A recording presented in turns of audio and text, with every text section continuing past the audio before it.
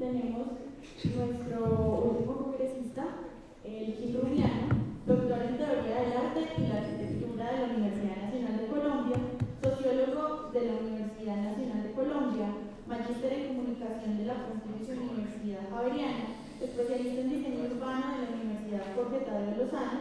Sus áreas de trabajo se concentran en la teoría estética, la crítica cultural y la sociología urbana y del arte. Para la conferencia de EQI tendremos interpretación en lengua de señas. Agradecemos a la comunidad sorda asistente y a Azorca.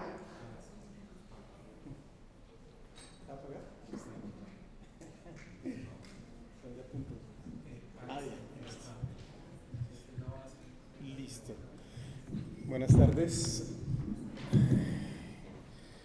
Bueno, un gusto estar aquí, además que hace mucho tiempo no veía un auditorio pues prácticamente lleno, ¿no? Esto es como bastante extraño y pues es muy agradable ir volviendo a la presencialidad y que pues haya público, que es importante. Ojalá no estén aquí obligados, ¿no? Es lo otro. Por la risa parece que sí. Entonces, por más de que vengan obligados, esperemos que saquen algo de las charlas. Y también, desde luego, muy complacido de compartir aquí espacio con Estefanía y con Felipe, a quien no los conocía presencialmente, pero conozco sus trabajos. Entonces, de lo que yo voy a hablar, pues es realmente, mire, realmente es como articular algunas ideas en torno a la exposición a la que invitaron al comienzo de esta sesión, que es El tigre no es como lo pintan. ¿No? Esa es una exposición que inicialmente se presentó en el MAMU o en la Biblioteca Luis Ángel Arango, el banco de la colección del Banco de la República, ha itinerado por Ibagué y bueno, y durante estos meses se encuentra en Manizales. Y es una exposición que se inauguró en 2019 conmemorando el bicentenario de la independencia de Colombia. Entonces, como les digo, pues lo que quiero es como articular algunas ideas, tengo sobre todo imágenes, pero a mí siempre me gusta como pues tratar de conceptualizar un poco para entender como algo sobre todo esto. Entonces, pues el propósito de El tigre no es como lo pintan, es plantear problemas o discursos a partir de algunas imágenes significativas en la construcción de nación, ¿no? Que tienen que ver en la construcción de nación como tal y cómo estas imágenes se transforman con el tiempo y se transforman a partir de las interpretaciones que se les dan y que se transforman a partir de las intervenciones que se hacen sobre ellas. Entonces, allí una idea clave que hay que tener en cuenta es que estas imágenes son inseparables de esta idea de construcción de nación.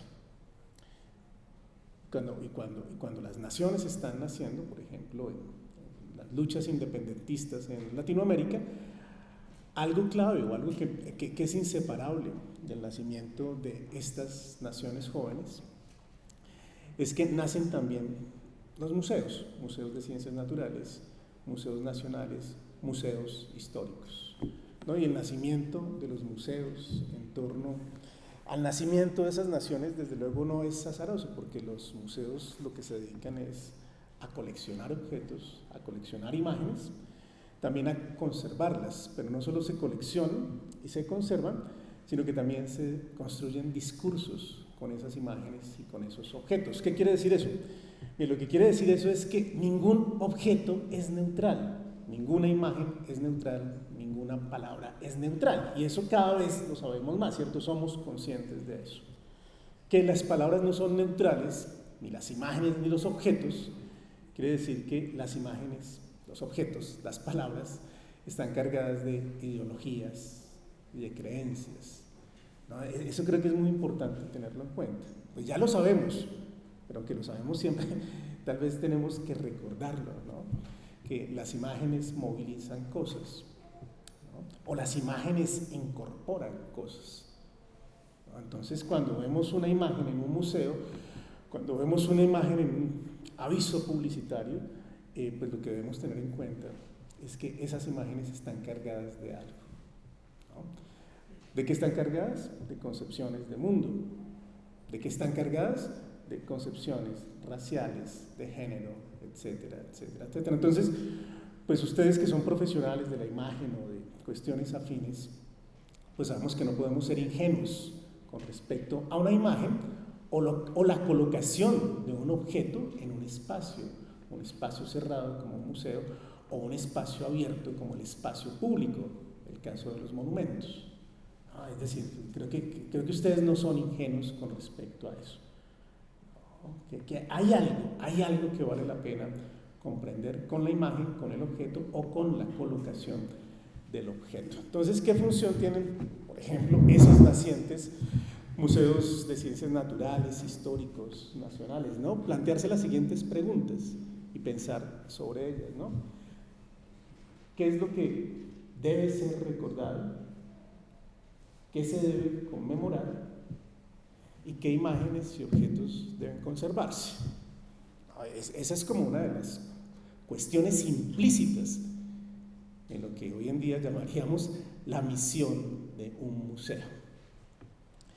Entonces no solo son los museos los que cumplen esas funciones, ¿no? Sino junto con el museo, por ejemplo, la escuela cumple también ese papel, ¿no? Desde que ingresamos a la escuela, además de conocimientos técnicos, utilitarios, pues también es una forma de moralizar o de que se instauren en nosotros concepciones de mundo, ¿no? De corrección sobre el cuerpo, sobre la sexualidad, sobre la familia, etcétera, etcétera, ¿no? La escuela no solo enseña cuestiones técnicas o útiles, sino que desde luego sabemos que la escuela también, por ejemplo, disciplina, ¿no? Y ese disciplinamiento tiene que ver con disciplinar las emociones, disciplinar el cuerpo, disciplinar la conciencia, ¿no? Y lo que concebimos como natural u ordenado en el mundo.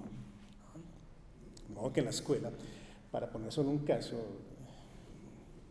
cuando estamos en las fechas conmemorativas, porque algo que instaura desde luego la escuela es saber qué debe conmemorarse, cuándo debe conmemorarse y cómo debe conmemorarse, ¿no? Cuando suena el himno nacional, pues desde chiquitos en la escuela nos dicen que nos tenemos que levantar de la silla, estar muy serios, erguidos, y en lo posible, ojalá, depende de los grados de nacionalismo, llevarnos la mano en el pecho y entonar el himno nacional, pues con un sentimiento al que le llaman patrio, ¿no? Eso lo aprendemos, es automatizado. No sé, alguien hoy en día, si alguien se queda sentado cuando suena el himno nacional, pues puede tornarse como una ofensa, o si no lo canta, o si se ríe, o cualquier otra cosa, ¿no? Hay una forma de disciplinamiento en torno al ritual, que me indica, repito, qué debe conmemorarse y cómo debe hacerse, porque la escuela, el texto escolar, el museo, nos están indicando desde muy pronto quiénes son los héroes y cuáles fueron los heroísmos de esa construcción de nación. Lo sabemos: Simón Bolívar, Santander, Ricaute, que aparecen nombrados en el himno nacional, unidos a una acción, ¿no? Que Ricaute vuelan átomos volando. A veces uno de niño no sabe qué es eso, pues que había dinamita y el tipo explotó y voló en 1000 pedazos y se convierte en un mártir entonces de esa naciente nación. Entonces, lo que hacen tanto la escuela como el museo y otras instituciones es instaurar esos ritos y saber cómo deben conmemorarse, y esos ritos son inseparables, desde luego, de algunos símbolos, que es lo que nos convoca con respecto a esa exposición de El tigre no es como lo pinta. Quisiera que, siguiendo con la conceptualización, que logremos diferenciar dos conceptos que tienden a confundirse, ¿no? Son los de memoria e historia, y tienden a confundirse porque de hecho, por ejemplo, en nuestro contexto hay una institución que se llama Centro Nacional de Memoria Histórica, ¿no? Y en la misma institución aparecen entonces las dos nociones, las de memoria e historia. Sin embargo, es necesario saber en qué se diferencia. Hay un historiador francés, Pierre Nora, que acuñó una categoría que se llama lugares de memoria. Lugares de Memoria es un gran proyecto, mucha luz, mucha luz. Por lo menos quitar acá un poquito la del frente para que se vea mejor la pantalla, gracias. Pierre Nora tiene un gran proyecto unido a esta categoría de lugares de memoria para reescribir la historia de Francia. Y esta idea de lugares de memoria resultó tan operativa que pues la palabra, la categoría se utiliza muchas veces, y se utiliza a veces incluso sin saber conceptualmente muy bien qué significa eso. Tratemos con esto que está citado de Pierre Nora decir algo sobre las dos nociones. ¿Qué es historia? ¿Qué es memoria? Comencemos con memoria.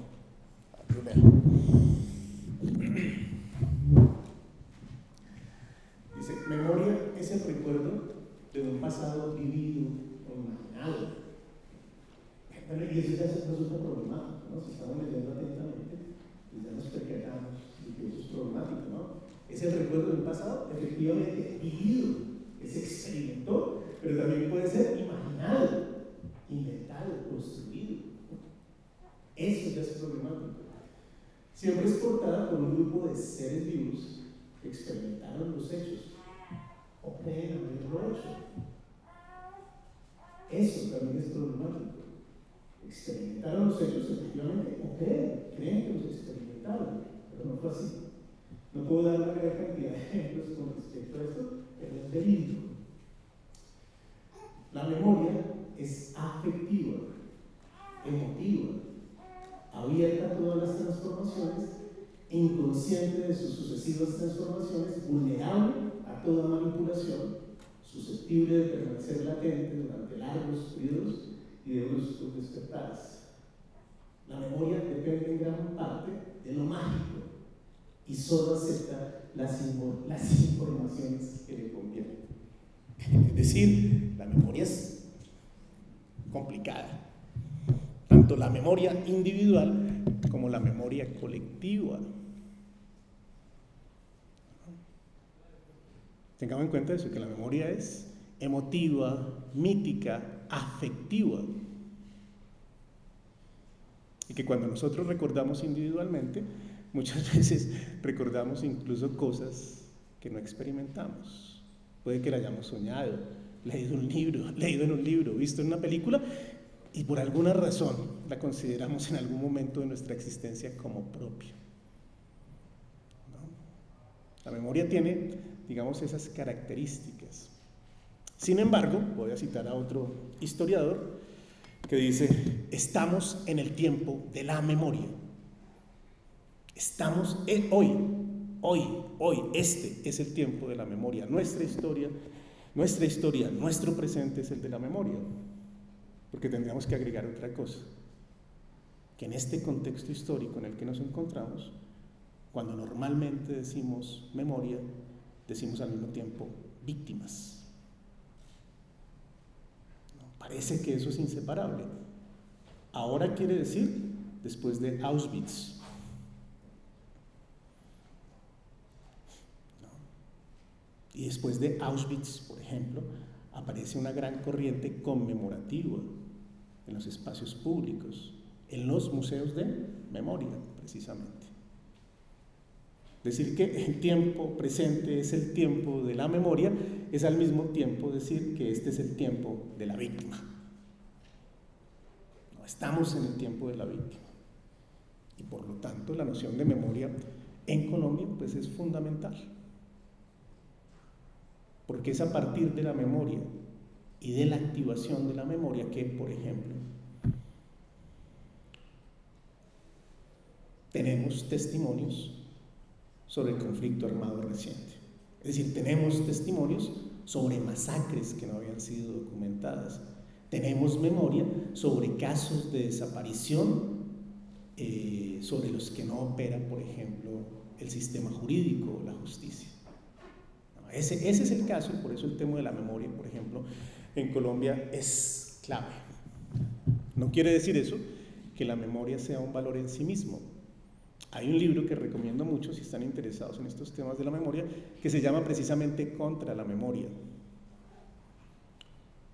Ahora se me acaba de olvidar el nombre del autor, pero una pista es que es el hijo de Susan Sontag, que tiene unos libros sobre fotografía que seguramente ustedes han leído, ¿no? Uno sobre la fotografía de 1970 y pico, y otro que seguramente han leído referenciado, titulado Ante el dolor de los demás. Pues su hijo, que es politólogo, pero hizo reportería de guerra en el Medio Oriente, tiene un texto muy interesante llamado Contra la memoria.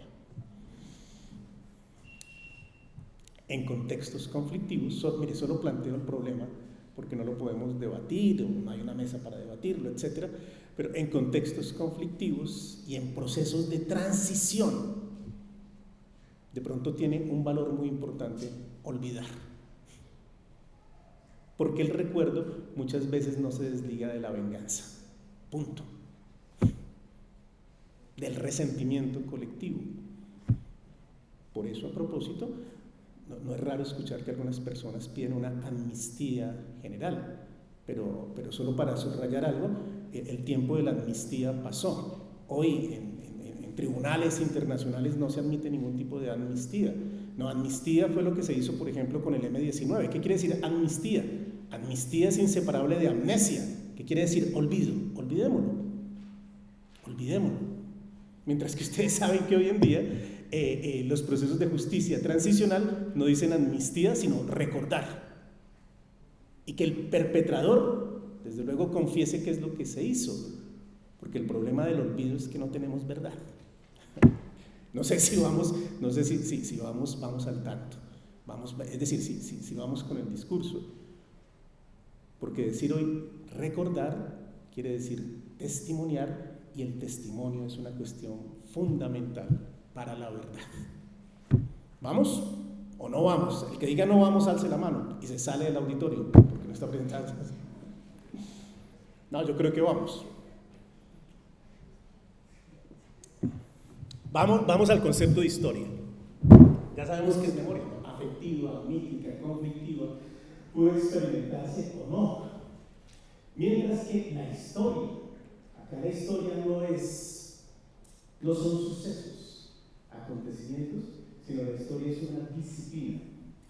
Dice, la historia es una construcción siempre problemática e incompleta de aquello que ha dejado de existir, pero que dejó rastros. ¿Cuáles son los rastros? Pueden participar, gritar, qué sé yo. ¿Cuáles son los rastros? Los archivos, los vestigios, las cartas, documentos, cuadros, actas fundacionales. ¿No? Dejó de existir, pero dejó algunos rastros. Y es a partir de esos rastros, controlados, entrecruzados, comparados, que el historiador trata de reconstruir lo que pudo pasar y sobre todo integrar esos hechos en un conjunto explicativo. La historia es una operación puramente intelectual, laica, que exige un análisis y un discurso críticos. La historia permanece, la memoria va demasiado rápido.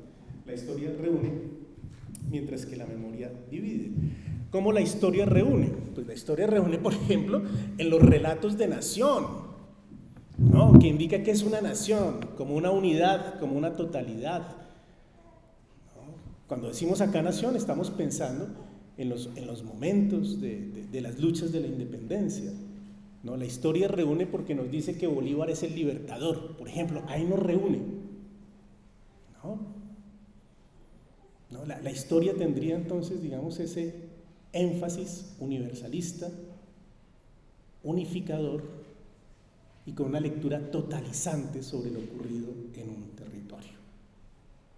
Mientras que la memoria, pues ya podemos nosotros saber, por ejemplo, la memoria quiebra la versión oficial de un evento, por eso divide, por eso la memoria es conflictiva. La memoria será tan conflictiva, pero tan importante, que ustedes saben en la administración actual de Duque lo que ha sucedido con el Centro Nacional de Memoria Histórica, que cuando Gonzalo Sánchez renunció después de 10 años, pues pasaron 3 directores, y el último director, que es el que ha durado, pues sabemos que ha sido un desastre para el manejo del Centro Nacional de Memoria Histórica y de lo que va a ser, si algún día llega a ser, el Museo Nacional de Memoria. Ahí cogimos algunas ideas, a los que están más cerca. ¿Cogimos algunas ideas o estoy hablando solo? Ahí va, eso. Yo por más de que esté conferenciando, pues necesito saber que estoy como en un salón de clase y tener retroalimentación. Pensemos en esas imágenes, ¿no? Ya dijimos algo, es que las imágenes no son neutrales, sino como movilizan algo. Allí hay unas monedas para que tratemos de verlas. ¿Sí se ven bien? Sí. Y son monedas que se acuñaron después de que algunos estados de lo que hoy en día es Colombia se declararon como independientes de la corona española. Creo que la primera que está allí, de 1812, y es la moneda del estado de Cartagena. Cartagena fue el primer estado de lo que hoy en día es Colombia en declarar su independencia. Y si ustedes se dan cuenta, en lo que está en una de las caras de la moneda, es una india, detallémosla.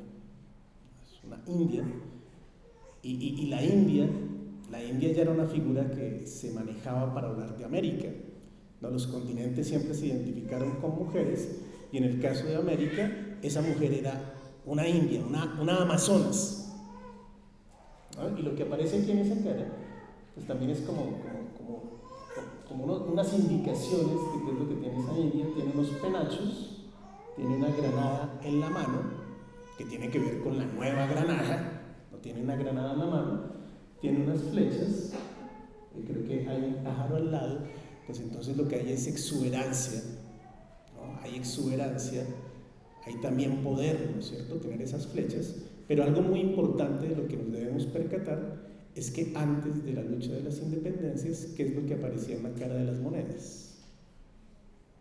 No, pues el perfil del monarca, del rey de España, de modo que es altamente significativo que la cara del rey de España sea reemplazado en una moneda por la silueta de una india. Mire, eso es altamente significativo, y eso significativo quiere decir que esa moneda busca congregar los afectos de una gran comunidad, los afectos, porque los símbolos tienen que ser afectivos, o si no, no operan. No, eso tiene que interpelar a los afectos de una gran comunidad, de una comunidad analfabeta, de indios, por ejemplo, de incluso criollos analfabetos. No, porque ¿qué es lo que representa? Porque cuando decimos símbolo, pues también tenemos que decirnos qué es lo que está representando. ¿Qué es lo que representa esa India? Pues lo que representa esa India, pues es un pueblo que estaba oprimido y busca la libertad. Lo que finalmente representa o simboliza la India es la libertad. Es operativo. ¿Qué quiere decir eso? Que el símbolo es útil en ese momento. ¿No? Hay unos criterios de utilidad, como ese Bolívar que tiene esa India al lado. Y en la moneda que se va a acuñar en Cundinamarca, otro de los estados independientes, que fue diseñada por Antonio Nariño en 1813, pues también tenemos ahí el perfil de una india.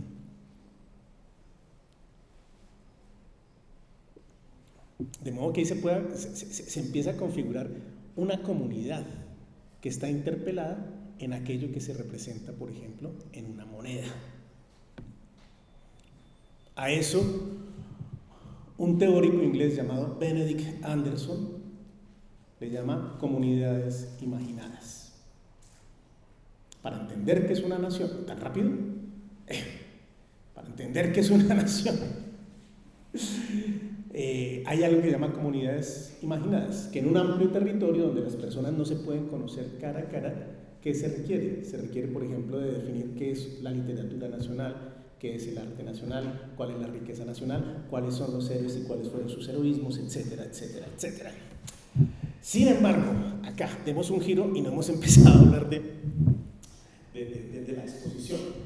Sin embargo, fíjense, en 1825, ¿qué sucedió? Lo que está a mano izquierda es la moneda que acuñó el Banco de la República en el 2019 para conmemorar el bicentenario, y a lo que acude es a la imagen diseñada por Antonio Nariño, ¿no? Esa moneda muy bonita, con el perfil de la India y la granada. Pero en 1825, ¿qué sucede? Que la imagen de la India es reemplazada por una mujer con un atuendo romano.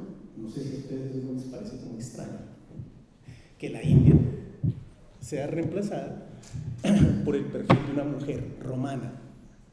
Quiere decir que en tan solo 10 años y después de las gestas de independencia y después de haber alcanzado la libertad o la independencia con respecto a la corona española, la imagen de la India ya no era necesaria o utilitaria, o dejó de ser utilitaria incluso con los valores de los héroes de la independencia, que no resulta útil, por ejemplo, con la India o con la comunidad indígena.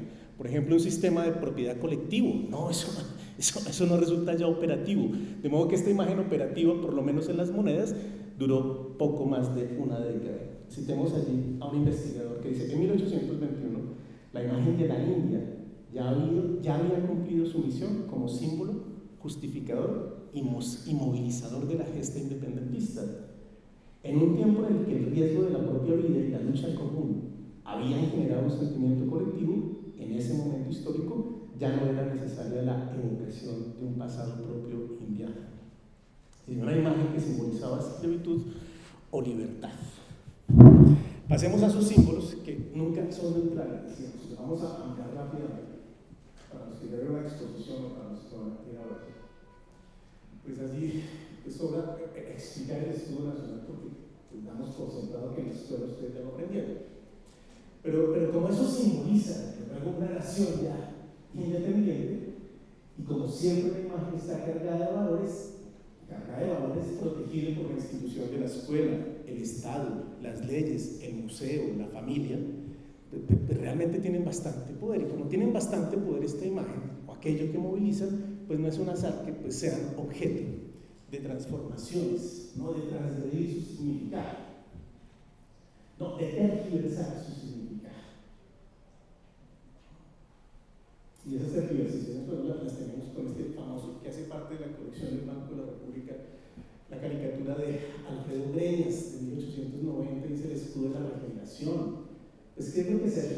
Una estrategia, si quieren pensar de manera retórica, una de las estrategias retóricas es invertir completamente el sentido, negarlo.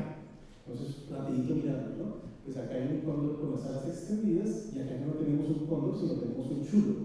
Y el chulo ya no tiene las alas extendidas, sino las tiene recogidas, ¿no? Negación, ¿no? La apertura hasta cerrada, sencillo.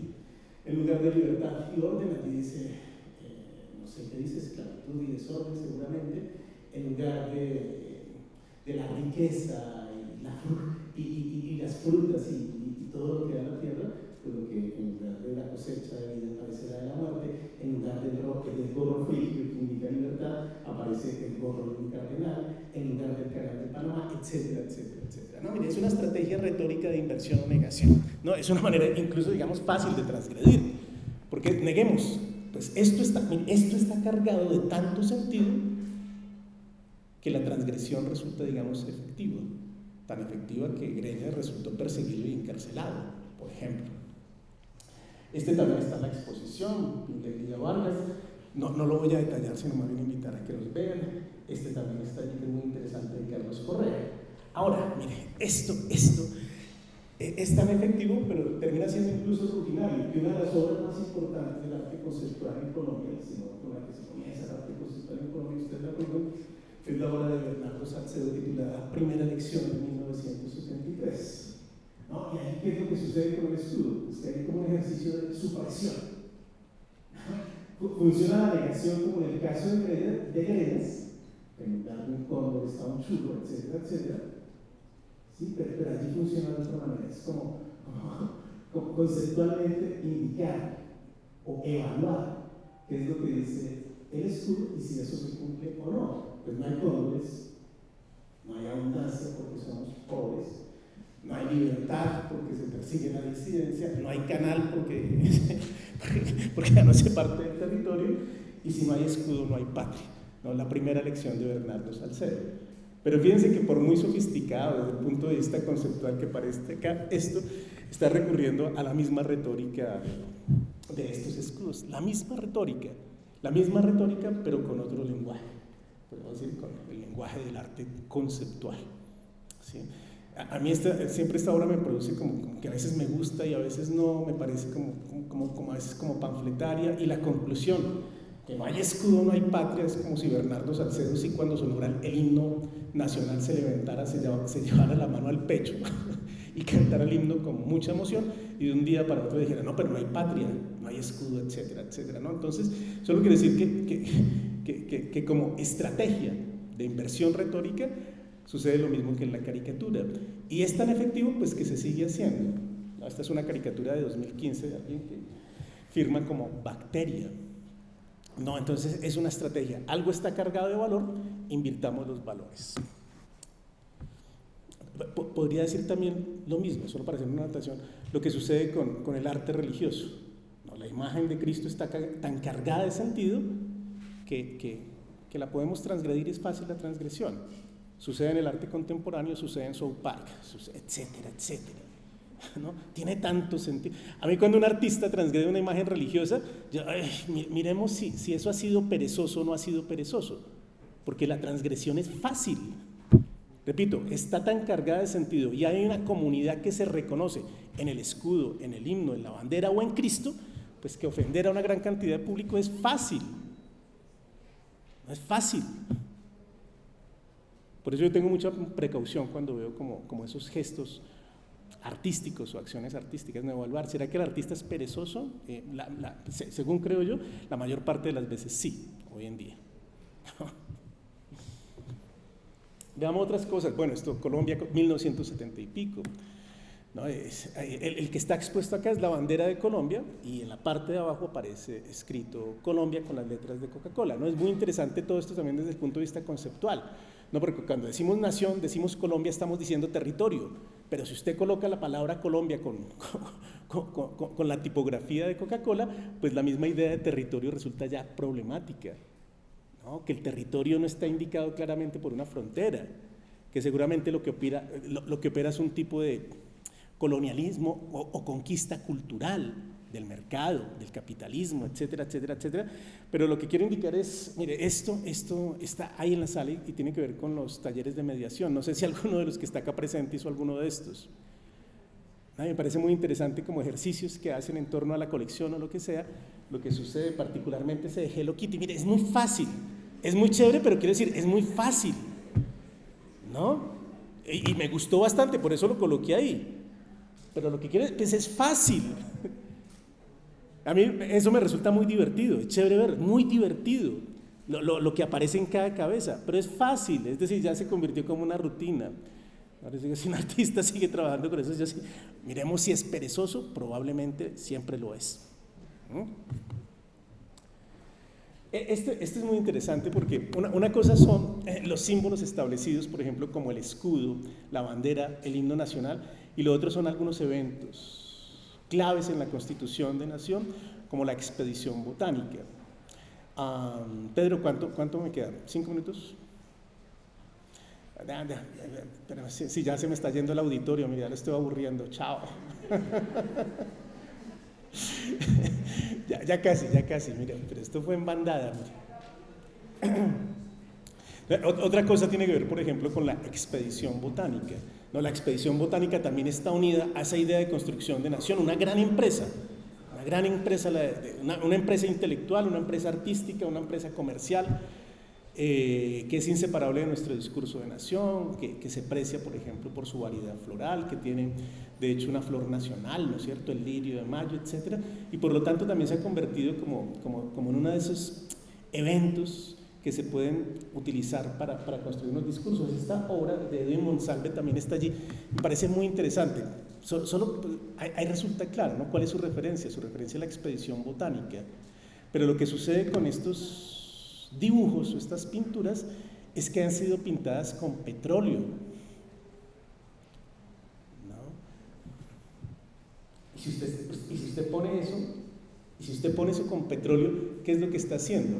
Teniendo como referencia la expedición botánica, pero al mismo tiempo haciendo una declaración discursiva con respecto a aquello que está representando, ¿no? Que el petróleo, que la explotación minera, que el medio ambiente, etcétera, etcétera, pues es algo ahí que lo que resulta en una utopía, que a propósito era el título de esta charla y tal vez acá lo podemos señalar, lo que era una utopía, pues hoy en día resulta distópico, sin futuro, desastroso, y que incluso y esto es lo que me gusta, mire, aquí hay una cosa muy interesante, que incluso el soporte de la pintura probablemente ¿qué va a suceder con ella? Que si está pintada con petróleo, ese petróleo va a terminar deteriorando el mismo papel a futuro, de modo que plantea unos problemas en términos de conservación museística, pero que en el propio material que está utilizando, pues ya está cargado de concepto. Eso me parece muy interesante. Otra referencia muy rápida para utilizar la expedición botánica. Junto con la expedición botánica aparecen otros símbolos unidos, desde luego, a la construcción de la nación, como el florero de Llorente, que es el objeto propiciatorio para el grito de la independencia, pero aparecen junto con estas ideas de la expedición botánica un florero, una de las formas de violencia terribles en Colombia, que son los famosos cortes del periodo de la violencia, y entre ellos uno que se llama corte de florero. Corte de florero es descuartizar el cuerpo, las extremidades, y colocar las extremidades donde estaba la cabeza, dicen algunas versiones, o la otra, abrir aquí el vientre, y colocar las piernas y los brazos como si eso fuera un arreglo floral. Juan Manuel Echavarría hace esta serie de fotografías que se llama Corte de Florero, ¿no? Y en ese corte de florero uno sabe que también lo que se está haciendo es una declaración, teniendo como referencia uno de los varios símbolos de la construcción de la nación, la expedición botánica, el florero de Llorente, pero también la infame práctica de descuartizar cuerpos y hacer una especie de arreglo floral. Y para dar más detalles de la serie, que tiene como más de 30 fotografías, es que lo que está allí son huesos humanos, reales, ¿no? De modo que esos huesos que le donaron o los adquirió de alguna manera, pues él los dispone de una manera bastante bella, pero detrás de eso bello se esconde un gran horror, ¿no? Y sigue jugando entonces discursivamente, insisto en eso, en algunos de los emblemas y símbolos de la nación, lo que era una utopía convertido en una distopía. Esta estrategia de marca país que se llamó Colombia es Pasión, pues lo que indicaba era como una manera esencializada de entender el territorio, ¿no? Un poco muy en contravía de lo que es una práctica cultural, la globalización, la construcción de identidades globales, las volvía a territorializar y hacer una campaña de marca nación de ese estilo. Y pues lo que puede hacer un artista, que es coger la estrategia de marca país y hacer, por ejemplo, este tipo de acciones que hace Andrés Felipe Uribe, que en su propio pecho y con una cuchilla Gillette se hace el loguito de Colombia es nación, tiempo. Entonces, quedó media conferencia por fuera, miren las imágenes, pero ya se acabó el tiempo. Muchas gracias. Ahí quedó una idea, finalmente.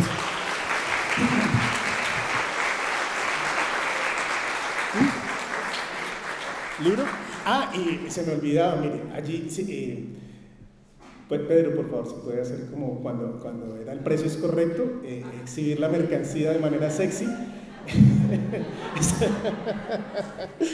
Esta semana en la Feria del Libro se lanza mi libro, que es una investigación de 4 años que está investigando sobre la relación sobre arte y conflicto armado en las 2 últimas décadas en Colombia. Se titula Los rostros, las tumbas y los rastros, el dolor de la guerra en el arte colombiano, y lo que muestra son como prácticas artísticas y lo que hacen colectivos de familiares de personas desaparecidas en torno principalmente a la desaparición forzada y la imposibilidad de ritualizar la muerte. Está en las librerías Lerner, que puede hacer envíos, está en la Librería Nacional, y la librería Siglo del Hombre Editores la va a tener también en versión ebook, y yo traje unos ejemplares por si alguien se antoja a la venta. Muchas gracias, creo que viene la sesión de preguntas, entonces no sé si nos subimos.